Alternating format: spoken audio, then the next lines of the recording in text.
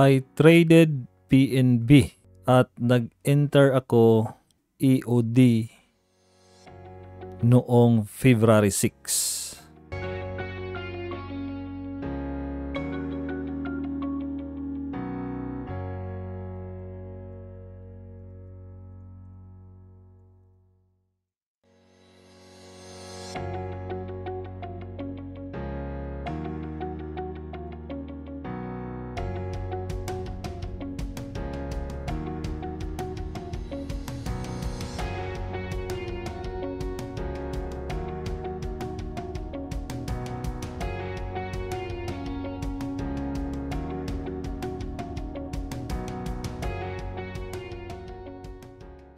So I entered this one based sa Kalma strategy.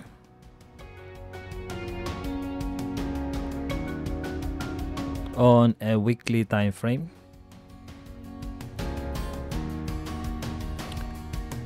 I was anticipating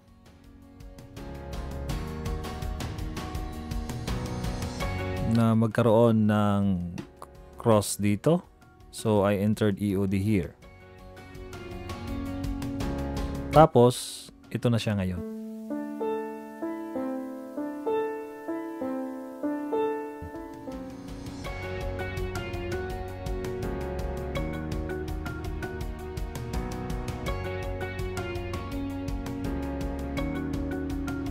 So it's around 5% below my entry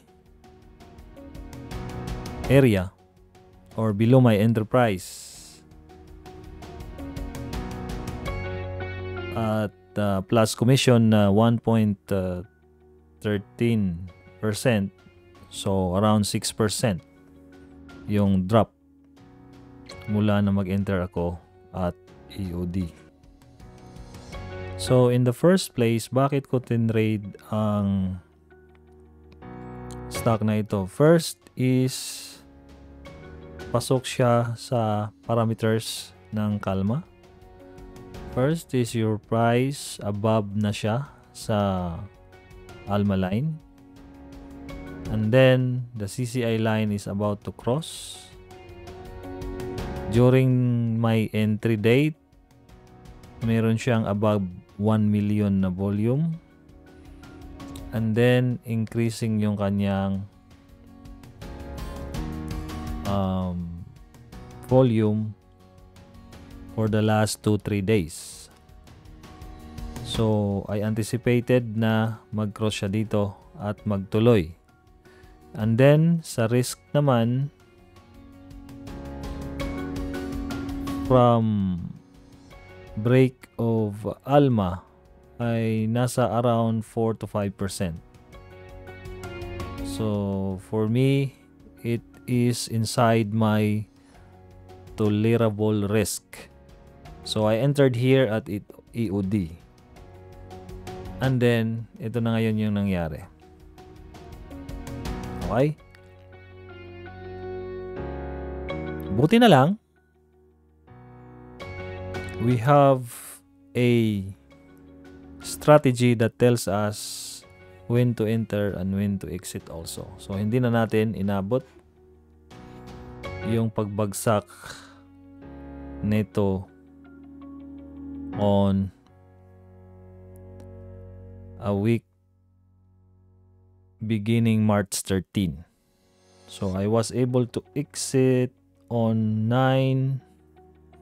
No, not 9. I was able to exit on 13 March. 13 March tayo nakapag-exit. So on a daily time frame, let's look for March 13. March 13 is here. So nakapag-exit po ako at 1960 na price. So here at 1960.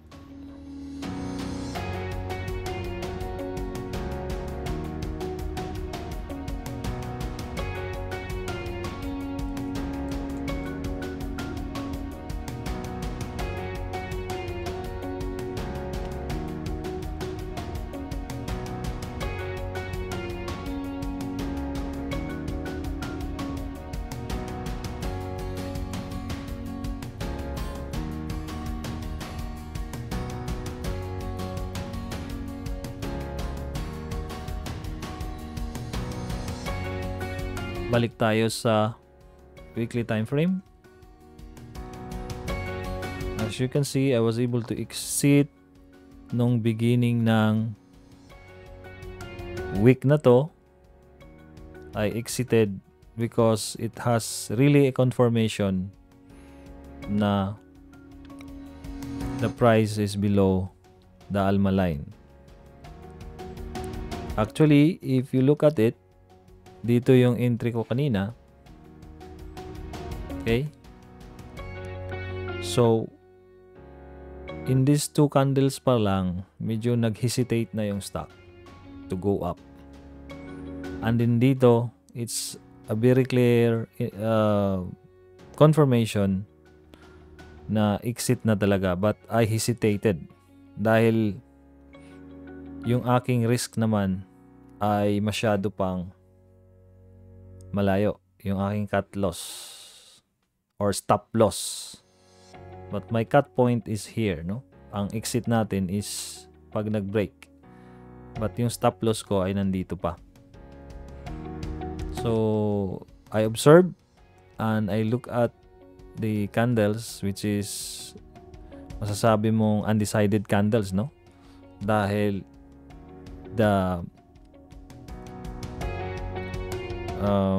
difference between opening and closing price ay hindi magkakalayo. So, I try to hold. Although I should have exited here. And here also. So, finally, dito sa candle na to, I exited. And, ayun na nga, ang daming mga nangyayari about banks in the bank sector ng US at napiktuhan din yung sa atin, no? So, but we don't care so much kung ano yung news because it will show sa chart naman kung ano nangyayari. Should have to react. Should have exited here. Ito yung pinaka-ideal. So, yun na nga. Nagkaroon ng mga problema, no? Yung Silicon Valley Bank at yung isa pang bangko sa US. So, nagkaroon ng problema. Nag-close. So, apektado rin yung sa atin. Naging worried din yung mga investors sa banking sector.